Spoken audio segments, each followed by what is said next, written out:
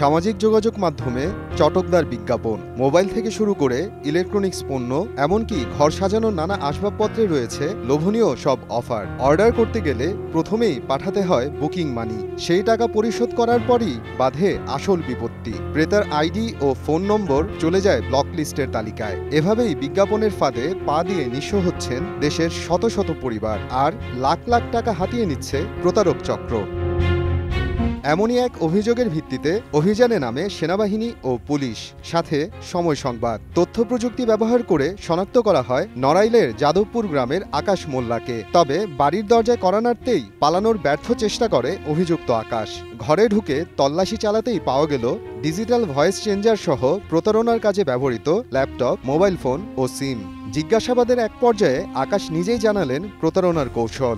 Ceramic set ওইটা 510 টাকা দিয়ে বুকিং দেওয়ার পরে তারপরে হচ্ছে ডেলিভারির সময় কোড নিয়ে টাকা দিতে হবে। মানে 510 টাকা দিয়ে বুকিং দিছে, তারপরে বাকি যে টাকাটা আছে ওইটা দিলে তারপর কোড যাবে গাড়ি থেকে পার্সেল, ওই কোড দিয়ে স্ক্যান করে বার করবে। আকাশের দেয়া তথ্যের ভিত্তিতে প্রতারক চক্রের মূল হোতা রুবেলের বাড়িতে অভিযান চালায় সেনাবাহিনী। রুবেল পালিয়ে গেলেও তার বাড়ি থেকে উদ্ধার করা হয় 5টি মোবাইল ফোন, 16টি বিভিন্ন অপারেটরের সিম এবং একটি 300 সিসির মোটরসাইকেল। এছাড়াও 2টি ভিন্ন বাড়িতে অভিযান চালিয়ে জব্দ করা হয় বিপুল পরিমাণে মাদক ও দেশীয় অস্ত্র। সে সময় আটক করা হয় আলী শেখ ও জাহিদ ভুইয়া নামে দুজনকে। পরে জব্দকৃত মালামাল ও আটককৃত আসামিদের তুলে দেয়া হয় পুলিশের হাতে। পুরুলিয়ার যাদবপুর এলাকা থেকে 3 জন লোককে হেফাজতে নিয়েছেন এবং আমাদের কাছে হস্তান্তর করেছেন। আমরা তাদেরকে বুঝে পেয়েছি। আমরা বিষয়টি তাদের অপরাধ অনুযায়ী তাদের বিরুদ্ধে প্রয়োজনে আইনানুগ ব্যবস্থা প্রক্রিয়াধীন আছে।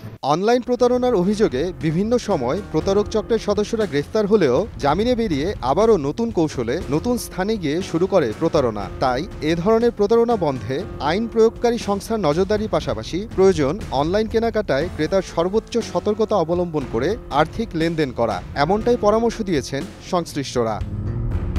সময় সংবাদ, নড়াইল।